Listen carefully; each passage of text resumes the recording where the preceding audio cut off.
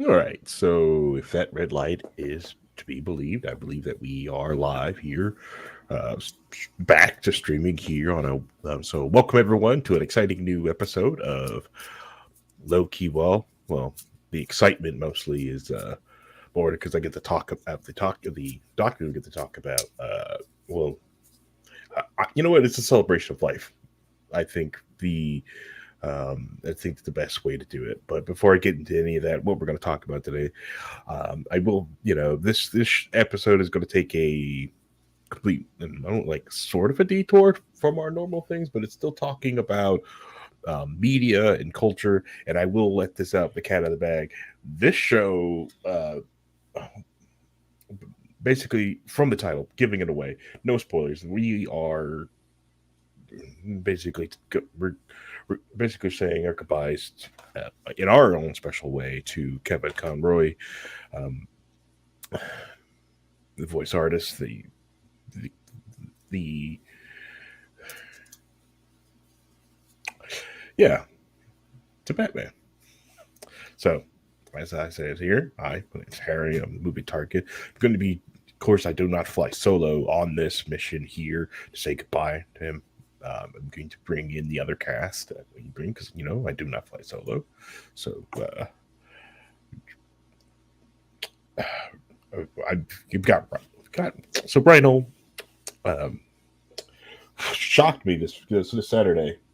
We went to set up the studio, and Reinhold was there. Reinhold showed up, helped get everything set up, and I brought this idea to Reinhold and to Vincent about talking about Kevin Conroy, and Reinhold said something that like shocked me. I really thought I was going to have to ban him from this episode, banish him until like because I didn't know. I did something I haven't asked him or something like that how he felt about this topic, but I was prepared to banish him depending on his answer. So Reinhold, go ahead, say hi everybody. Go ahead.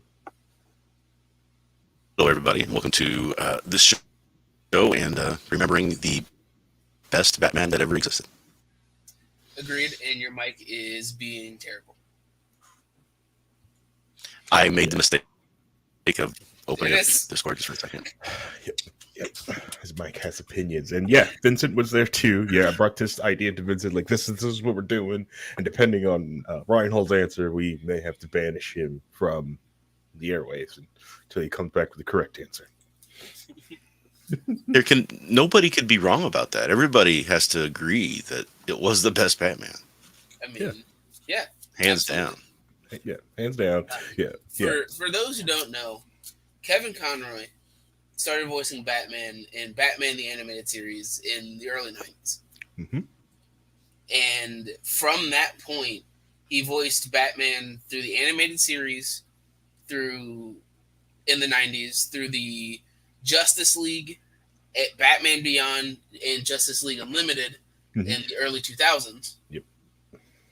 Did a bunch of the straight to DVD animated movies, Mm-hmm. including Flashpoint Paradox and Justice League Doom. Yep. And then transitioned into being the voice of Batman for all three Arkham games: Arkham Asylum, City, and Night, Mm-hmm. as well as the Batman in all the Injustice fighting games. And even now, when they did Multiverses, which is the WB knockoff of Smash Brothers, and they're going to put Batman in it, they got Kevin Conroy to be Batman. Yeah, you're getting Kevin Conroy. Yeah, you also he was Batman in the short-lived series Batman and Superman series, Mm-hmm. Yeah. the quote unquote prequel to the Justice League Unlimited. Yeah. Batman, Superman the animated series. Yeah. And even when he wasn't the main Batman, they brought him in to play Batman. Mm-hmm. When they did Batman Brave and the Bold, he was Batman of Zur-En-Arrh, which is a crazy Batman. Mm-hmm. Because why not? Because he's Batman. Mm-hmm. For me, he was literally Batman my entire life up to this point. Yeah. Which, yeah, like it kind of like gripped me as like like because most people like my age, especially Reinhold, like you've seen different renditions of Batman on the screen. because no one's going to get the goat Batman, which is the original. Adam West. Adam West is his style of Batman. It is that groovy, having fun style of let loose and having fun Batman. There's, I'm not taking anything from Adam West. Adam West was given, with the era and stuff like that, and he made a Batman to it, and because he didn't have anything else. I think everyone else's Batman was built off that 80s Tim Burton, back to the director, back to like that darker aspect of quote unquote the Dark Knight from Tim Burton that, before the animated series came out. The original Adam West Batman was really representative of what was going on in the Batman comics in the 60s, because that's he had the comics code and everything got a little silly, right? So he played with that, and that's what he was representing, which was good. But when they did come out with the original Batman movie, which I did go see on opening day and loved it, because everybody was afraid that Michael Keaton was going to do a horrible job because he was a comedian. How is he going to do this? And I'm like, I saw him in this movie a few years before about him being in rehab and having to get sober and stuff. And I said, this guy can act. He's funny, but he can act. So I was confident that he was going to do a good job, and he did a great job. And then several other people have played him since then. And I think when Schumacher took over and cast George Clooney, they were trying to go a little bit back to the silliness of the Adam West, but they didn't commit to it, and it just made it horrible. But in all of that was going on when I saw the first animated Batman episode, which I saw when it first came out. I saw the very first one. I immediately fell in love with it. His Batman was what I envisioned Batman should be, sounding and acting and everything. And it didn't hurt that he was playing with arguably the best Joker, in my opinion. Yes. Yep. And that was, Mark Hamill. And you didn't know it was Mark Hamill, right? You had to find that out back in the day. I didn't have, it wasn't like as ubiquitous to find information as it was then. But when you realize that that's who that was, you're just amazed at that. And so yeah, I watched all of that. I loved it. I thought that was the best thing. And when they came out with the new Batmans, they were okay, but it just wasn't the same. It's not. I still think that representation of Batman in the animated series was the best version ever. Yep. Yeah. The gravitas that he gave to the Cape Crusader, the emotion that you got through the screen. Truth be told, like this was going to be on my honorable mentions. Like when we were going to bring them up, this show, it's not, like I said, it's not animated, but this media helped shape me in my early 90s. It was something that I would rush home from school to watch. It was, his voice gets me. Like I watched it all the way through. So I watched all the animated series. I did the Batman versus Batman and Superman series because I did not like the Superman show. I didn't watch that. To me, I thought that was junk. But when getting Batman and Superman, because it was first, technically it's like an American OVA special edition movie, that Batman Superman show, right? It was really neat. And then watching those two go at each other, Batman, spoiler alert, Superman discovers Batman's super secret identity because he just looked through his cape. Like, oh no, right? And then Batman, freaking, you peaked, and then he puts a tracer on and just traces him. Like, I'll just follow you back home. Well, at one point, didn't Batman have to pretend to be, or didn't Superman have to pretend to be Batman? Remember, there was either, the one had to be each other. Yeah. Because Batman was missing. He was missing, and not Jason Todd, Tim Drake, Jason Todd, because they fused Tim Drake and Jason Todd. But it's made it all Tim Drake all the time. Correct, yeah, because the Batman the animated series really go dark, but they had a limit. and that was that Robin. So, and yeah, it goes missing. So, like, yeah, they go and gets Clark to come and play Batman, and he had to sit there like, did I threaten him? Try to be all gruff, Which is kind of neat because like some of us like had to fight Bane, and it's like picks up this massive rock that Bane threw. Like, he's been working out. the Batman the Animated Series, because that's what Kevin Conroy is undoubtedly linked to. Correct. The show, because it was written by Paul Dini, who's already a comics writer, who already knew Batman, and they just basically gave him, here's free reign, tell the story you want to tell. And then you have a Batman that is both serious without it being totally focused on the comedy stuff, but has little comedy elements in there without it being overly dark. And you had to find an actor that was able to. Okay, I'll check that in a second, Paul. You had an actor who was able to portray all the parts of Batman that needed to be portrayed. When he was Batman, he was gruff and powerful and interesting and able to show off his level of authority. When he's Bruce Wayne, he was able to have that suave confidence while also being slightly affluent, but hiding the fact that he knows everything that's going on. And even when he went to like being Matches Malone, when he had to go undercover as his thug character, he played that, he flowed into that role perfectly. And when he went to Batman Beyond, where he was old and grizzled and kind of hateful, he rolled it right into it just perfectly. All the voices matched exactly what it should be. Yeah. Right. And you really got that great juxtaposition because they had that Justice League Unlimited episode where future old Bruce Wayne gets to talk to younger Batman. And it wasn't like, oh, it's just dubbing the voice. It felt like two people at two different times of their life talking to each other. You could tell this is the same person, but it like decades different, like the voicing, and pulling that off had to have been exhausting.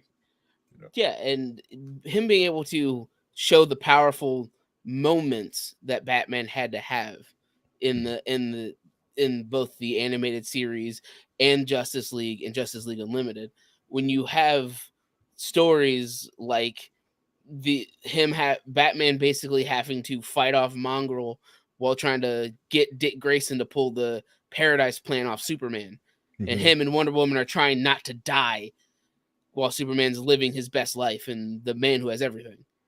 Oh man. Yeah, which is man, I can't remember. Okay, so there's the writer of the original story, I forget the comic book writer's name. There's the first time he actually watching that episode. It's the first time he's ever allowed them to adapt his work and give him credit. He enjoyed that episode that much. And I can't remember that comic writer's name, and it's drawing a blank right now. I'm sorry. Because it was such a great episode. Especially like when they did get it off and gets on. Yeah, thank you. Who said that? I was thinking McFarland, and I was like, no, that was Alan Moore. It was Alan Moore who did that. Yeah. Who is very picky on everything he does. Very picky.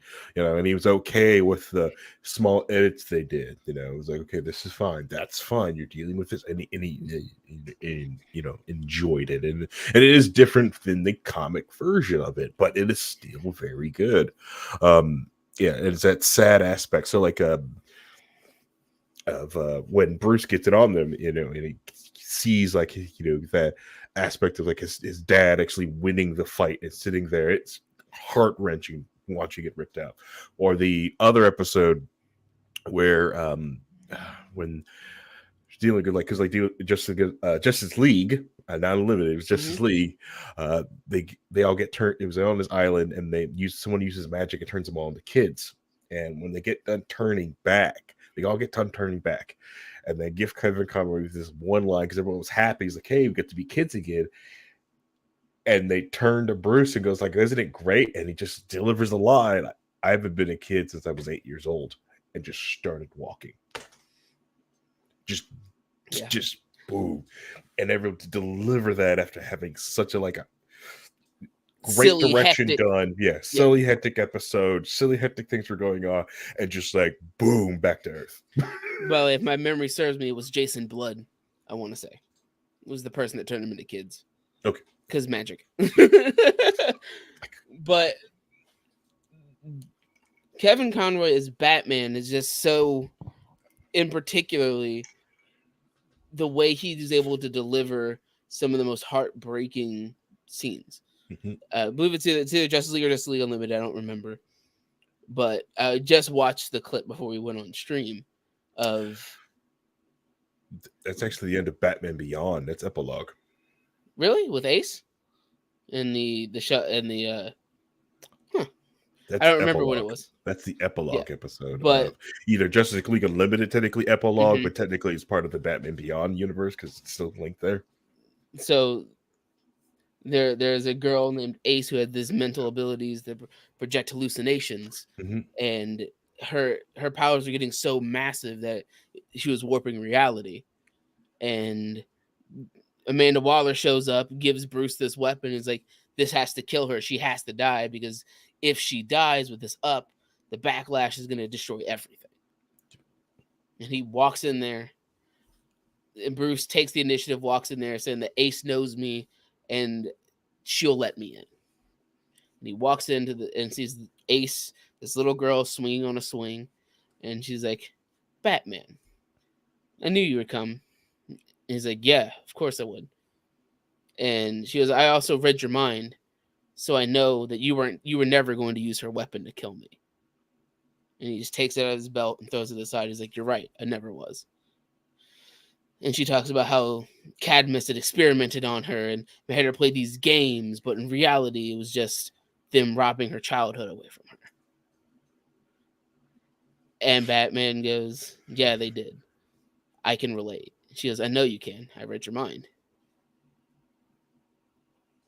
And she's like, you're here because I'm going to die soon. And I know I'm going to die. And he goes, yes. And he looks at her and goes, she looks at him and goes, can you stay? I'm scared. And he just says, of course, and sits on the swing next to her and holds her hand until she dies. And it's that level of just a character that is dark and gritty, and most people see as this asshole who's secluded and only cares about the Bat family, and that's it. Showing his true level of sympathy and empathy for people that need it the most. Yeah. And why him being just a human on the Justice League is so important. When you have gods and people who can warp everything around them, having just a dude in a suit who understands that this stuff is scary and you need somebody there. That's what Batman's all about. And being able to portray that in a voice role. Mind you, what he didn't say the most lines ever. He didn't have a soliloquy. It just, he did exactly what needed to be done and said in a very particular manner to show that he wasn't being aggressive. He wasn't being angry. He was being understanding and sympathetic. Yeah, that's from the episode epilogue. Just Terry McGinnis just finds out that, spoiler alert,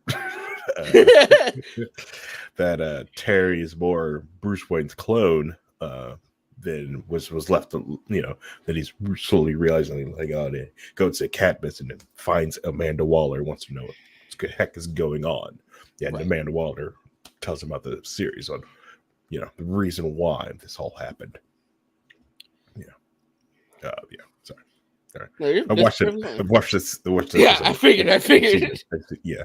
I've watched it a lot. I've seen this a lot. I've watched that scene a lot. But it's not just the animated series and that stuff, when you transition on to some of the gaming stuff that some of the more people know now of all the Arkham games, where where you have him in Arkham Asylum and he has to figure out how to go through Arkham Asylum, and then Arkham City with him bouncing off the Joker who is dying, who is playing off of Mark Hamill and Kevin Conroy playing off of each other as Mark Hamill's playing a dying, sickly Joker who still wants to get that last laugh, no matter what happens. Yeah, which is great with that the video games is that they made an effort. Like, we need to get, like, all right, who are you gonna get the voices? Like, there was no only one choice, and they made an effort to go get Mark Hamill and Kevin Conroy for this.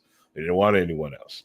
It's like, this is who we want, Exactly.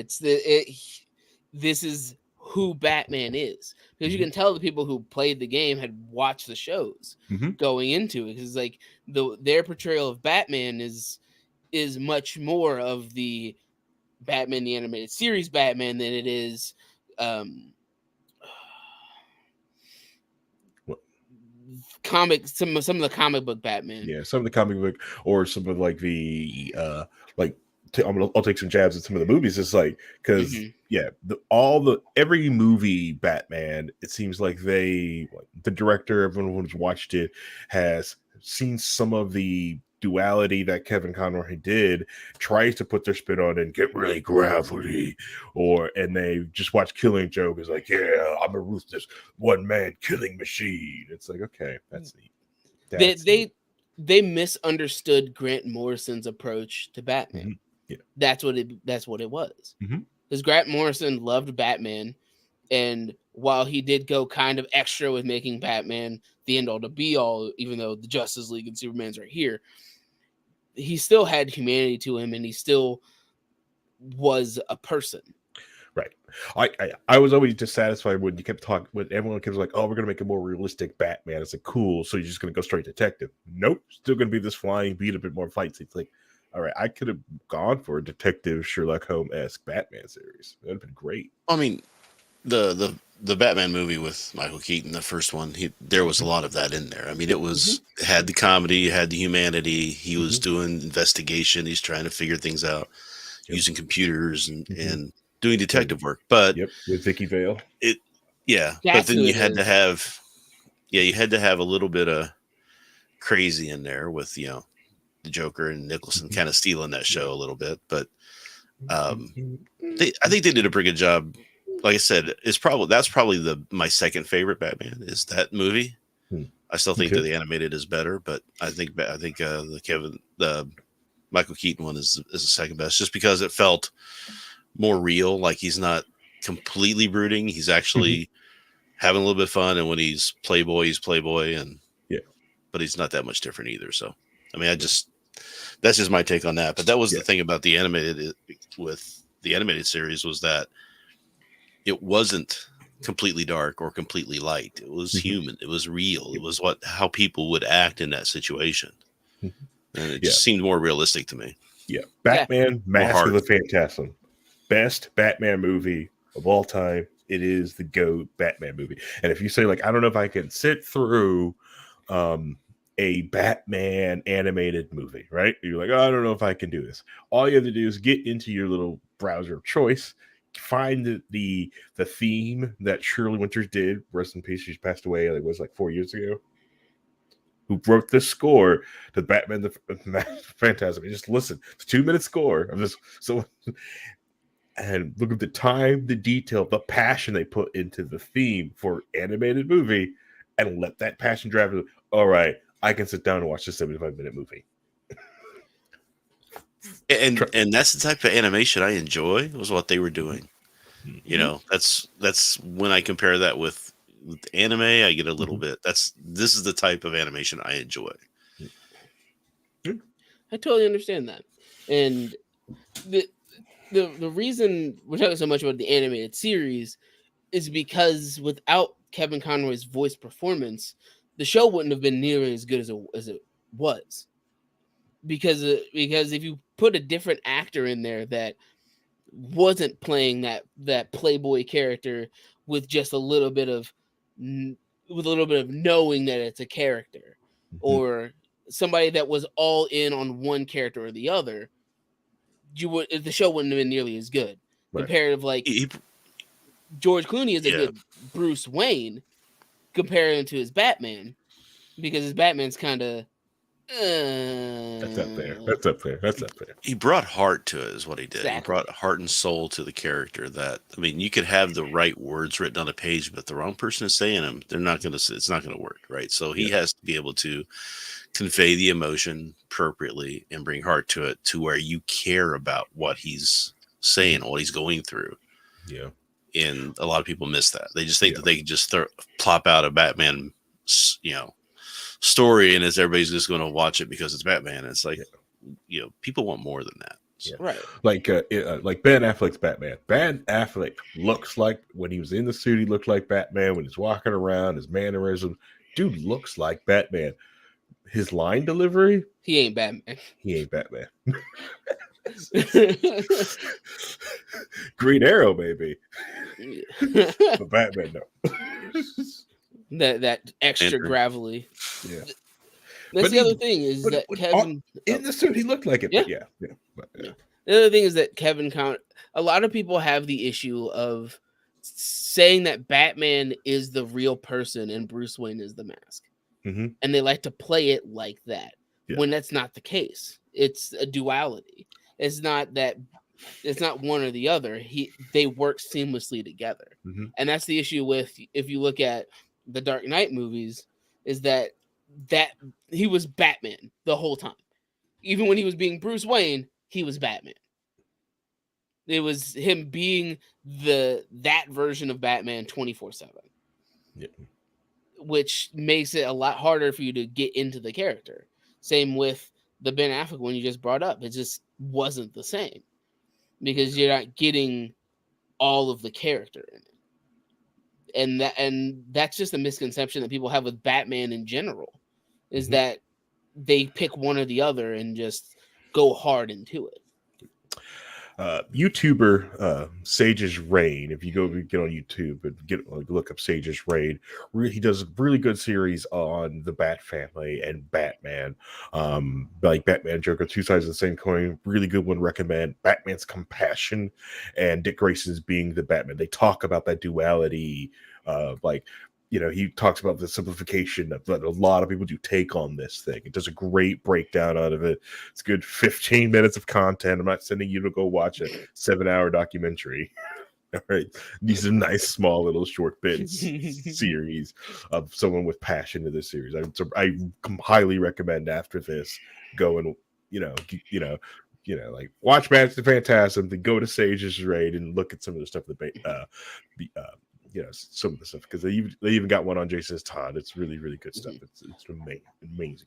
But yes, that duality thing. There's they're like two persons battling, and they try to make them insane, or it's just he's a guy. Like even the Master of Phantasm, they tackle this. He's a guy. He's just a man possessed because he made a promise that he's trying to do something, and that's the best thing about the Mask of the Phantasm. You got to put this passion through because it's a prequel movie. How it's going to end. What's going to happen after this. And it's this amazing love story of the one that could have got away, because it could have stopped there, and he gave you that. Even through it, you were just he delivered the emotions that he's like, this is going to end here. This is going to stop. He's not going to pick up the cape and cowl. It's always powerful when you can have the fact that we're having this discussion about Batman in general, because of how the performance carries the personality through.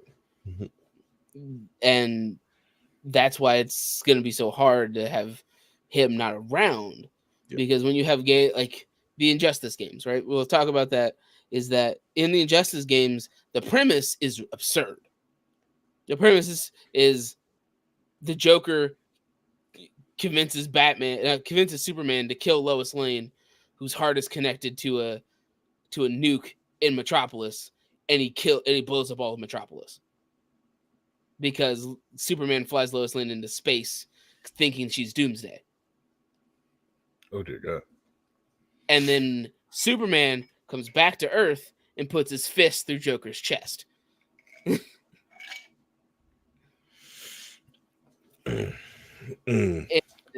You have the issue of Batman is trying to calm Superman down. Like, look, being this evil regime of murdering people isn't going to bring Lois and Metropolis back. You're just murdering people. Mm-hmm. And you have to take it that he's dealing with Superman, who's his best friend, and trying to calm him down because of a villain that he could have stopped. Yeah. And him having to deal with that even in the narrative and of the game. And and having that character be able to fully show that dichotomy of, I don't want to hurt Superman, but I have to stop him from killing more people because he's gone crazy. Yep. While that's not my favorite kind of Superman, a lot of people like this Superman because people like evil Superman because people are ridiculous.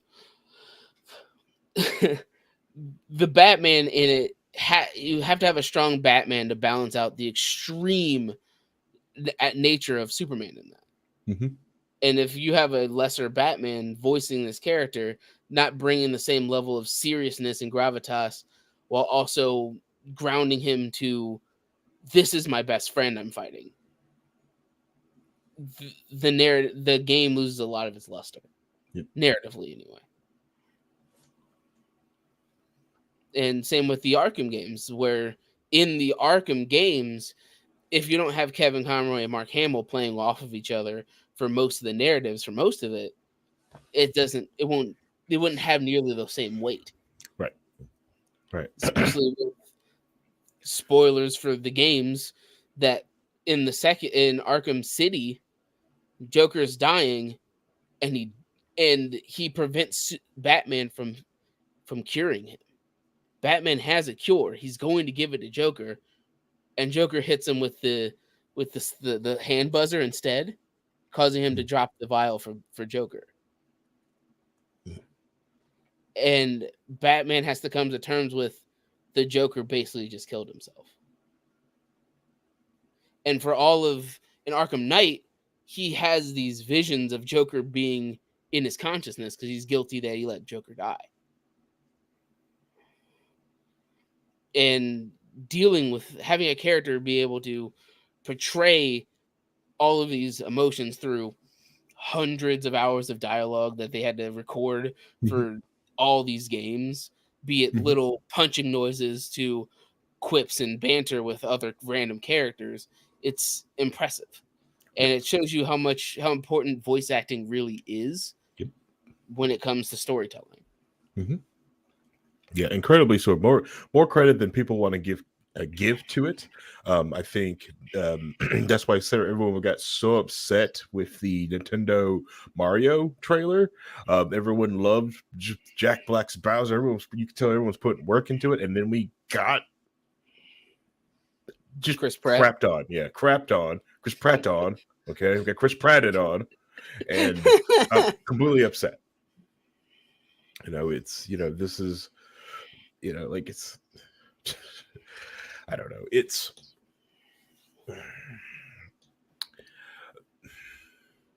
the Kevin Conroy, right?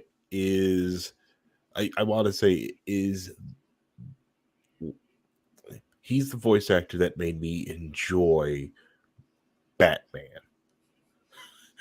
Did I enjoy the movies? I loved the Michael Keaton movie. I loved it. I've watched it many times. The original Batman movie with Michael Keaton.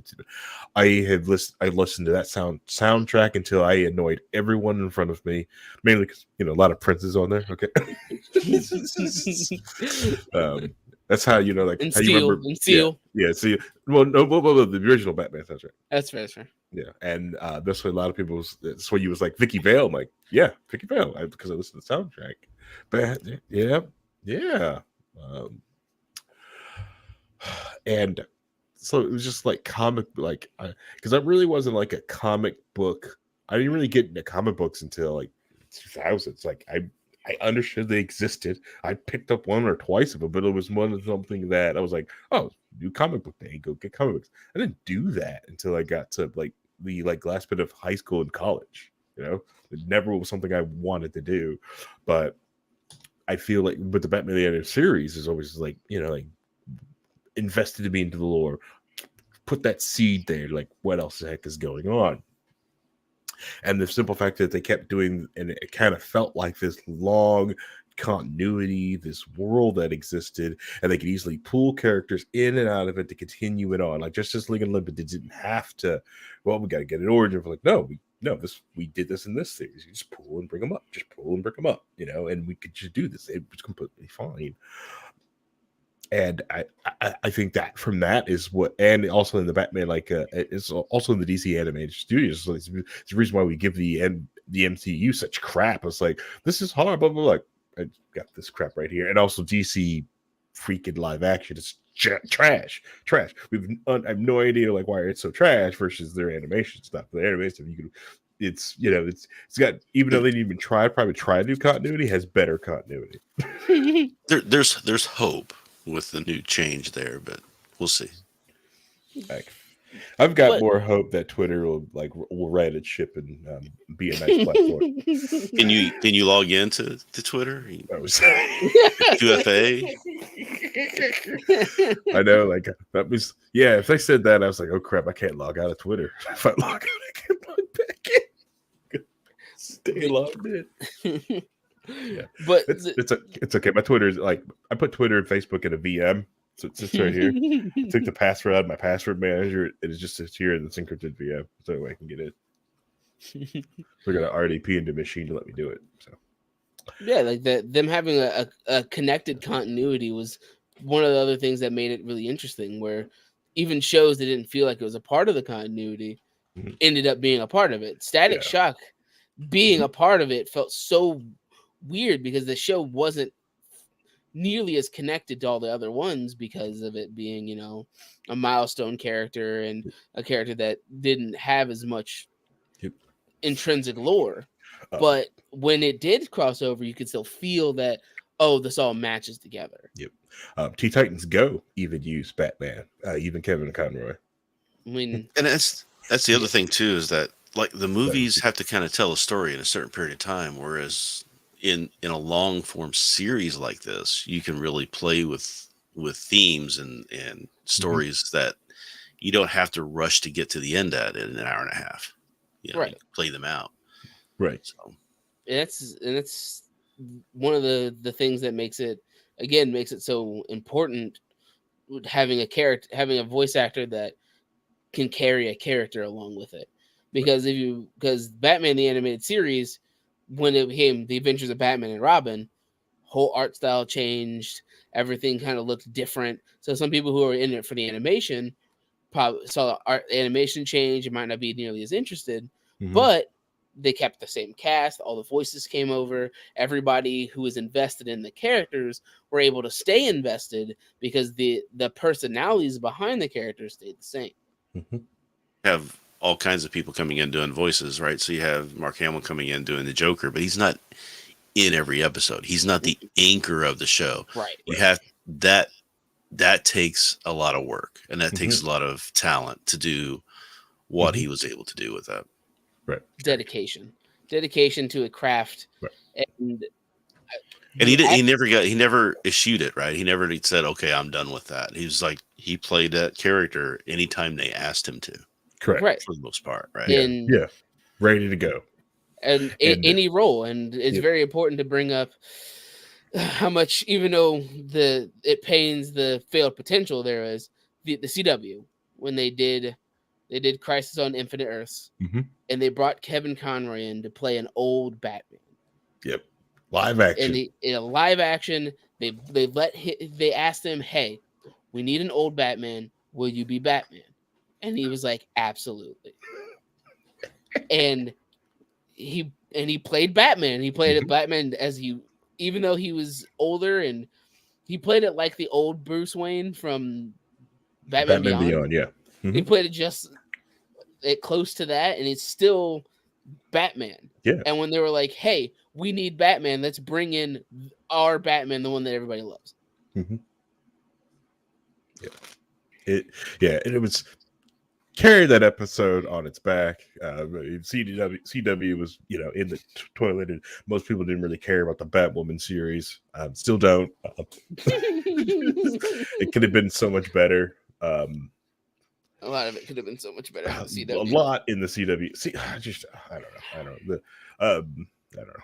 I try to give CW a pass. There's a CW. There's just a lot of failed potential there because they had all the right ingredients. They just didn't know what to do with it. I mean, I watched that first season of The Flash, right? I mean, I kind of got into it. I was like, this is not bad, and then everything just kind of the wheels just came off. And I know the Legends of Tomorrow. My wife watched it a little bit. She liked it, and I enjoyed them bringing back. The best thing about it was them bringing back Constantine, the guy who played it in the series. He was great, but then they misused him. Yeah. It was just like they just kept making bad choices. Yeah. All the way through. So right. And because they had the license to do Swamp Thing. So you had Constantine license to do Swamp Thing and to get Zatanna, and you did nothing with it. Just they could have easily did Justice League Dark. That should have been a whole show. It should have been a whole show. Yeah. Brought in to spend all your CGI budget on bringing in Detective Chimp. That's it. Yeah. All your budget. Well, that's the other reason with CW. They were spending so much. Like they would kept bringing in characters that just kept going, like hitting that special effects budget. Like the Green Arrow went because like the special effect budget was very low on that show. Yes, I shoot arrows while wearing dark green. Yeah. And then the Flash seemed like they didn't find a dollar they didn't want to burn. Oh yeah, absolutely. Except when it's for Barry to solve the problem. Oh yeah, then they're like, "Oh, you got stop. Yeah, he's the fastest person, but he has to stop and talk to them before you can take them out." And then they brought in a great villain, right? I can't remember the actor's name for some reason. Oh, so you talk about the guy from Prison Escape? Prison Escape? No, I was about from Doctor Who. Are you talking Captain about Jack? Oh yeah. God, John Barrowman as John Barrowman. Yeah, such a great character. It wasn't enough to save that, but it was still. I mean, it was great to see him do something like that. So, especially at least they gave him the chance. Yeah, and they kept having to come back to play villain again. Then good, then the anti-hero. Then they let them be Ra's al Ghul for a little bit. Wow. And another Batman that you guys may not have even watched because you might have just thought little of it. The TV series Gotham was actually very good, in my opinion. I didn't watch Gotham, but I understood that people had enjoyed it, and it wasn't my cup of tea. It wasn't my world of stuff. I wasn't watching live action at that point. It was just interesting kind of seeing the world before Batman. Like what was Gotham like before? And the kid, the girl they got to play, Selena Kyle, she is just amazing. And even beyond that, it's probably my second favorite iteration of the Joker after Mark Hamill was the guy they got to play the Joker in that TV show. He did such a good job. As a young Joker. Though they didn't even didn't let him be named the Joker, didn't they? They eventually. So what they did was they had a character that was perfect for the Joker. When you're watching the first season, and this episode comes on, and it's this kid at a circus, and somebody dies, and he's somehow involved in what's going on, and to find out at the end that they figure out that he's the one that did it. And then they're in an interrogation room and he just turns it. He's like, starts laughing. And you immediately go, oh my God, that's Joker. Right. But they didn't want to call him that. So what they did was they kill him off by saying that he has a twin. And they have the twin go and become, it's just like, why did you do that? You had the guy, you had the story. It was perfect, but you were trying to be clever and not, that's not the Joker. Well, come on. It was from that moment in, and you can see this little clip on YouTube. It's out there. It's very good, where you see him just go. He's like crying and everything else, and then he just starts to laughing, and you're just like, okay, that's the Joker. I don't care what you say. Yeah. Or the scene when like they're with all the not so bright crazy people, and there's like, why do you get to be in charge? And he picks up the gun and he starts pulling the trigger, and in his mouth points it at him. It's like, different. Oh yeah, that was awesome. Where he's just like, because he goes clicking and he's just clicking and he's like, because I am the guy, because I'm going to win. He's just like, you go, okay, you got it. That was one of the best portrayals I've ever seen of Joker, because he wasn't over the top crazy. He was believable crazy. You could see it in he played it. You could see it in his eyes. He was not all there. But anyway, I mean, like I said, I think it's the second best Joker, but I think Mark Hamill did the best. And I think part of it was Mark Hamill's acting, but I think also part of it was him playing off of Kevin this Conroy. Batman in the animated Kevin Conroy. I think that really helped a lot, because you had that iconic hero villain. They're so intertwined with each other in the comics. They're so intertwined with all the stories. How many times the Joker saves Batman because nobody else should be able to kill him. It's his job to do that, you know. Yep. That relationship was played out so well by those two great actors playing off each other. Remember? It was episode of the Batman editor series. Harley Quinn captures Batman, has him over the piranhas, and he just loses it. Got at him, and it's Batman like, "What are you doing?" And it's like, "What? I did one of his plans, and he couldn't get going. I caught you. I've got you, and I made these fish smile because they're smiling if you look at them from upside down." And like Harley called him a fool and started laughing. So like Batman starts laughing, and it's like, "I don't like you laughing." Well, and that's the other thing too about the animated series is they basically invented Harley Quinn. Yes. Yeah, I mean, there wasn't really a character. There wasn't basically. They did. Yeah, and now it's just such an iconic figure in the whole story because of how the writing and acting on that show was. Yeah. Harley Quinn was literally created by Paul Dini, the showrunner for Batman the Animated Series, for his friend Arlene Sorkin, who voiced her in the animated series, and that character was made specifically for Arlene Sorkin to play Harley Quinn.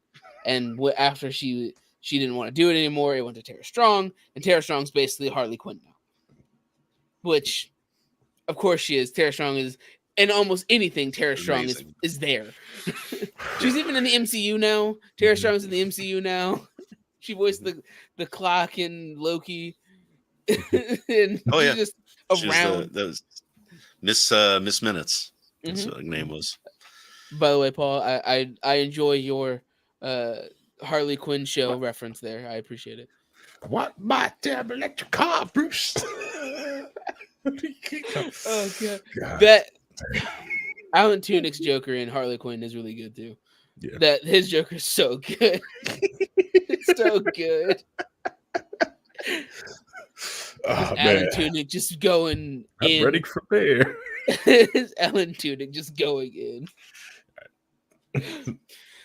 Okay, so to get into it before we go anywhere, so I do have to say, I think one of the better stories of Kevin Conroy in his life, I think everyone's have heard this one before, is during the after the 9/11 attacks. All right, so it's it's a month after the 9/11 attacks. Kevin Conroy is volunteering there, and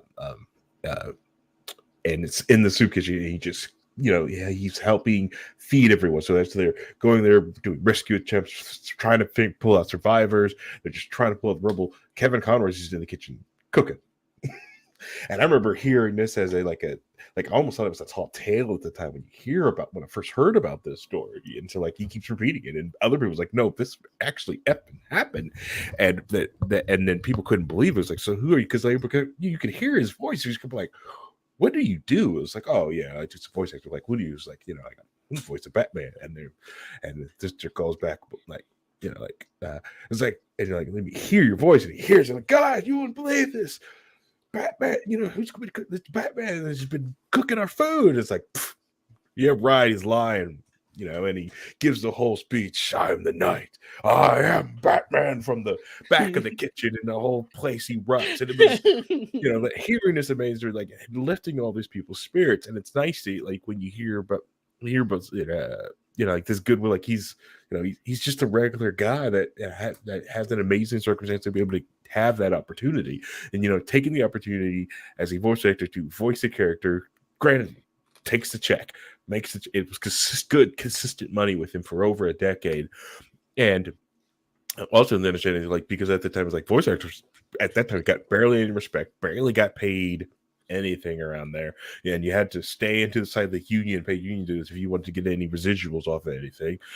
Unlike the guy who voiced acted Frylock, because he was a union, so he doesn't get any of the residuals from Aqua Hunger Force. So no wonder Dana Snyder's in like a million other shows. Yeah. He needed to make up the money for it.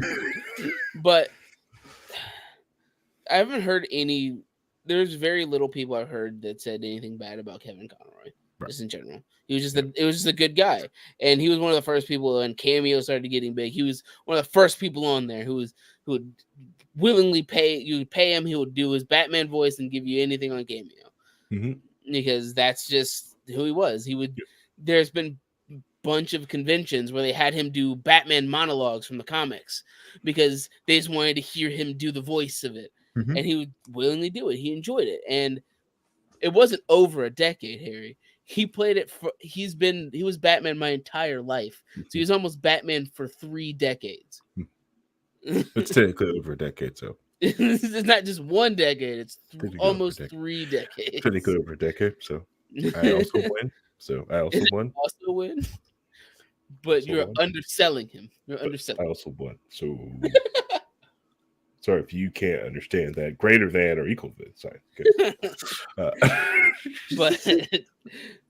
But yeah, and that's why there's so many cuts. There's been so many cuts of Kevin Conroy saying the exact same lines over and over, and he would just do it. Which, like, and you don't really see any like actors, period, willing to do that other than like someone like Bruce Campbell. Bruce Campbell like loves his fans. Will do this for hours on it, and and Kevin Conroy's the same way. Like, oh yeah, bring me the script. I'll read it. Read lines. Like he'll even read. I was trying to look for this clip too because like he actually has read like some My Little Pony lines there too, which wouldn't surprise me. Well, because like because he hangs with Tara Strong, Philip Bar, they hang out, well at conventions. They go to conventions, and they probably have met each other in booths, doing voice acting in booths. So as we get. I don't want to get too long because I really want to get this thing out. I really want to talk about how did you find out of his passing? How did you find out? How did you discover it? And previously, let's go with I'll go first. Then we'll go around the room. So when I first discovered what the heck was going on, I was just bopping around working. And I just get on Twitter for a little bit, and I see a tweet from Tara Strong. And it's Kevin Conroy, and it's like I had to sit there, and it just ripped to a legend. And I'm just like, "Is there a convention going on?" He's like, "Really? Like, did he get drunk or something? What's going on?" And I'm like, just like, and then you click the tweet and like see what's going on, and then you start reading down. I was like, "Oh no!"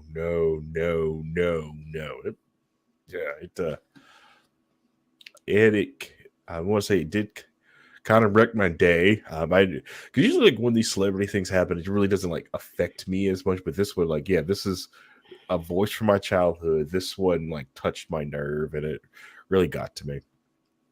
And I shared it inside like our little Discord. I was like, look at, and I was just put it there. It was like I need to share this, but it really hasn't sunk in on what I just read. So that's me. That's how I came. I came to it. Like Reinhold. I found out about it. I was just flipping through Facebook, and I saw the I think it was comic book One of the comic book things I subscribe to on Facebook, I've kind of cultivated my feed to be a lot more, a lot less political and a little bit more other stuff too. So I'm trying to branch out a little bit on that, but because I've got different profiles on there now, and it just came up, says, this happened. It was right after, it was the first announced, so I got it pretty early, and it was just felt sad. I mean, I don't like it when anybody dies, so you always see me sad reacting to any bad news like that. But it was sad to know that there's not going to be any more of that. So for me, I saw the same Tara Strong tweet that you saw. Like that's the first one I saw. I was just like, wow, I can't. For me, it was one of those like, wow, I cannot believe that happened. Right. And then just thinking back on how much he's actually shaped how I view Batman as a character, because when you look at the comics and look at all the different versions of Batman throughout the years, be it movies, video games, comic books, all the different stories in comic books, that's the Batman I hear in my head. Yep. Kevin Conroy is Batman when I think of Batman. Yep. While there are other characters with other random voices, like Bane will always have the joke Bane voice, especially because of fucking Harley Quinn show, who made it. That's his actual voice. And Mark Hamill's Joker will always be the Joker in my head. By the way, if you haven't seen him do some of the lines from The Dark Knight, where somebody at a convention had him do like, "You want to know how I got these scars?" but as his Joker, so good. But when I think of Batman, the voice I hear in my head for Batman is Kevin Conroy's Batman. Always. No matter what the story, no matter how ridiculous and insane the narrative is, him going to hell to get his son's soul back, I still hear Kevin Conroy talking about it.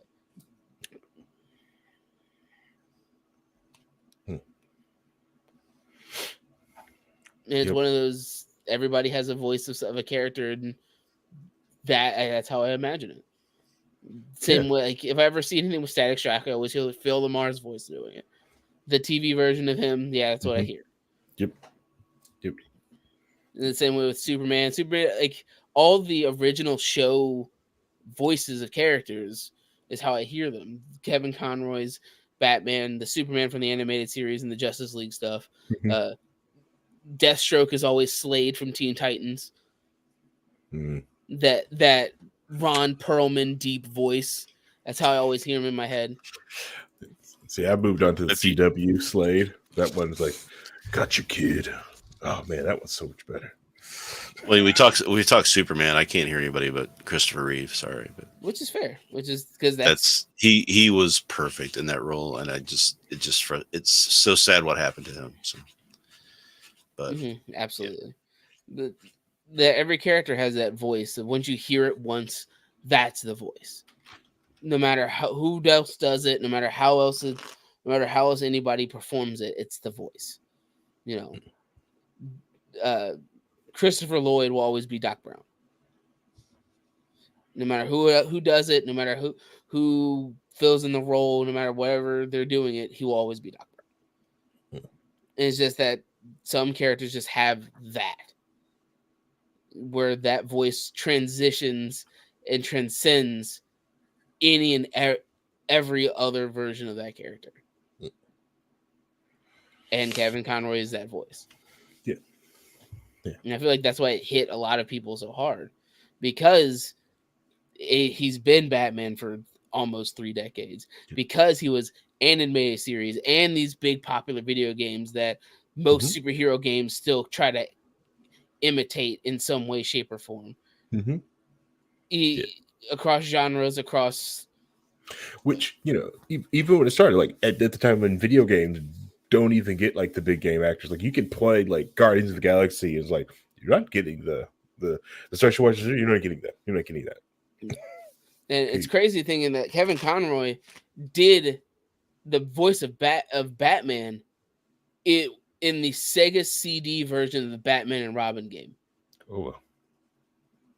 Yeah, because they made a game for the Batman and Robin Adventures, Mm-hmm. He played Batman in the Sega CD version of that game. Oof. Oof. And it lets you know how much he is dedicated and cared for this character. Mm-hmm. And that amount of cherishing of a character is what really brings it through. Yep. Yeah.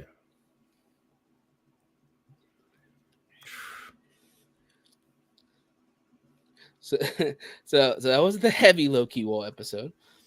Everybody absorbs and enjoys the memory of a great man who just wanted to help others and make them smile, and cared for, and will be intrinsically linked with something that, for anybody who's a comic book fan, should go watch. If you haven't seen Batman the Animated Series, go out and watch it. It warped comic books entirely. Mm-hmm. Harley Quinn came from it. The Mr. Freeze's story with Yes. Nora came from the animated series. Yep. That idea of it. Yeah, because he was just like a goofy, I freeze people character before that. And if you have seen it and you want to watch other people see it for the first time, there's a group on YouTube called Blind Wave. In July, they started watching the animated series and reacting to it. And they are all, comic book nerds. Those guys are hardcore on that. So they're enjoying it and having a good time with it. The animated series has something for everybody. If you're I need dark and gritty and die hard and actions and stuff, you have the episodes about Baby Doll. The Baby Doll episode is dark and sad. The Batgirl hallucination episode. Oof. But then you also have lighter and funnier episodes of like, I almost got him. Oh, I love that one. It was a big rock. Which is a bunch of villains playing poker and discussing the time they almost caught Batman. Yeah. Oh, that was a good one. I still remember the first Scarecrow episode on the animated series. That's what got me really into Scarecrow. I never really liked him in the comic books that much, but that portrayal was what I was hoping for when they introduced him in the movies. Yeah. And then they just kind of pissed him away a little bit. And then they brought him in on Gotham. They created a Scarecrow on Gotham, which was actually fairly good. But that show didn't last as long as it should have. So yeah, well, you could see it fully develop. I think the episode Things Change, where you get to see the episode where Dick Grayson Robin quits being Robin. You see him as Nightwing with his mullet. The mullet Nightwing. It's not a mullet. Nightwing. Not a mullet. It's a functional. Mullet Nightwing. Helps with the drag when leaping off buildings. Okay. But even after Dick becomes Nightwing, most people, when they think of Robin, they think of Tim Drake and that Robin. For a lot of people, that was Robin when they were growing up. Tim Drake's in the animated series was Robin. And even in Teen Titans, people don't even know which Robin it is because they never say. Yeah. So some people think it's Dick. Some people think it's Tim. It's Dick Grayson in Teen Titans because they show him grow up as Nightwing. I know. Yeah. But it's really long. Yeah, it took a really long time for them to get to that point. Correct. And then in what is it? The Young Justice, you get Dick Grayson and Todd, Tim Drake. Tim. No one wants to take Jason. Jason Todd's a hard nut to crack. I know. Oh yeah. How do we talk about the guy that dies and comes back to life? And starts shooting people. And starts fucking mowing people down. Yes. Yeah. With his guns. Yeah. Which that movie, Under the Red Hood, you do get Dookie Howser Nightwing. Neil Patrick Harris plays Nightwing in it, and then the heck that guy from Supernatural plays Jason Todd. Jensen Ackles. Yeah, thank you. Yep. Thank you. But yeah.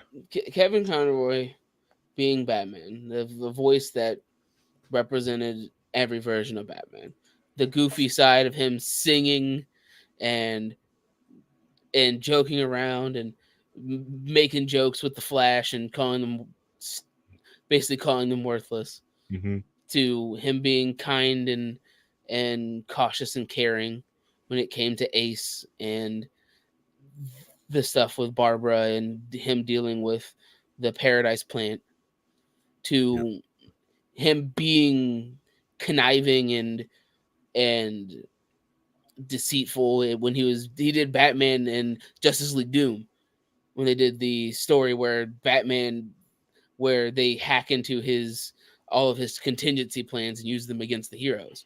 Yeah. Which of course his is kidnap my dead parents' coffins. That's how you. But it also showed that he's human. He doesn't have a contingency plan for him because all the Justice League could just kill him. Yeah. He's just a guy. So, and he gets a second piece of kryptonite. Oh, sorry. No, he actually gives Superman back the kryptonite at the end of that movie. If you remember. That's fake. It's Batman. Come on. He goes to give it to him, and Superman tells him to keep it, even though he's not part of the Justice League anymore. He palms that. Come on. Batman. It's Batman. But that's the thing, is that the Kevin Conroy Batman is much less of that kind of, oh, I have plans for everything Batman. Yeah. It's much more of a real character. And I feel like the caricature that he's become, the Batman in the comics and some of the other versions of him that he's become draws on the worst aspects of what people perceive to be Batman. But you put the big yellow bat symbol on your chest because it's easy to bulletproof this than this style of Batman. Yeah.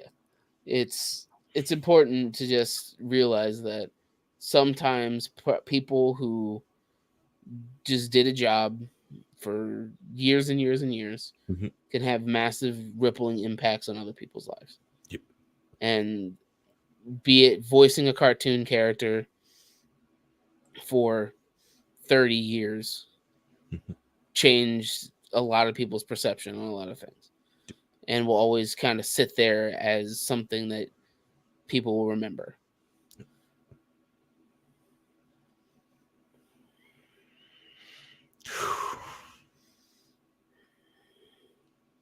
Well, everybody, I hope we can help inspire you to, to watch, to pick up Batman Day Animated Series, to go give it a watch, or at the very least, Mask of the Phantasm, or pick up one of the video games so you can actually understand. Or if you do understand, you can really I say pick it up and play it this week. It's or rewatch some of your favorite episodes. It's it's a good way to to get through and understand that you gotta have we didn't know when his final role was ever going to be. And it turned out to be multiverses, where he gets to fight. Him and Shaggy can fight Jake the dog and Arya Stark. Yep. Hey. I mean, but they still got him for the role, and that's all that really matters. Right. He did it. Like a lot of, so many other people who have been Batman, they did their thing and they're gone. They barely ever want to touch it again. I think Michael Keaton has always wanted to get back in, and I really hope they let Michael Keaton and they give us the movie we really want with Michael Keaton is to give us our Batman Beyond movie. Stop being a coward. Well, that's why you did Birdman, because they wanted to do Batman again, but they wouldn't. There wasn't a vehicle for it. But there is discussion of him coming back and doing Batman again in some manner. But then that movie got shelved and scrapped. Yeah, because that Batgirl movie was apparently trash. Yeah, Or it was trash. Apparently, it was really bad, and And they completely and utterly scrapped it before it even got a chance to be seen. And it's sad because they filmed the whole thing. Yeah. They just decided, nah, we're not going to show it to Well, anybody. So. the words brand damaging came out. So you don't know how bad it was, because if something, especially from the DC WB movie side, when they said like this is brand damaging versus everything else was put out. It's like this is you brand saying that not Martha, that wasn't brand damaging. That wasn't brand damaging. The terrible CGI, the mustache away wasn't brand damaging. Nope. This movie was going to be brand damaging. This is brand damaging. That lets you know there's something terrible happened in that movie. They said that even still haven't let go of Ezra Miller. That's true. That is true. They do know that one day it's gonna come out. Oh yeah, people are gonna get a hold of it. I'm definitely gonna watch it. Unless they burn it. They're apparently like they was gonna do like they did plan on doing like one showing of the cast and the crew, and then they are like it's going to go in some WB vault. Oh, dude! If that movie ever gets 20 years, somebody will pull it out. I mean, it'll eventually show its face. If they don't burn it, somebody will have it out there. Yeah, it's gonna go underneath the lot, the Warner lot, next to the real Snyder cut. There's a real Snyder cut in the Yakko, Wacko, and Dot. The live action movie. The live action of the Animaniacs. Oh, that's where they put Freakazoid season 2.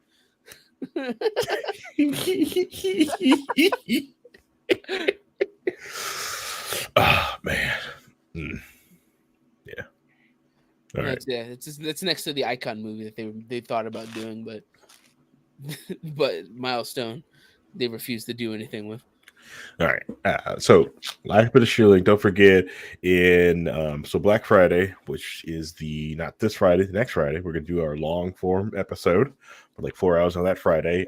I did get for friends of the network who know her, we did get Miranda. She signed on, but she has no equipment. So I've got to find out either how to get her equipment so she can stream with us, or have her sit next to me here in my studio. That means I have to remove some of the weeb shit. Yeah. Let's call it that. It's honestly, it's just like books on the floor and old coffee cups, but yeah.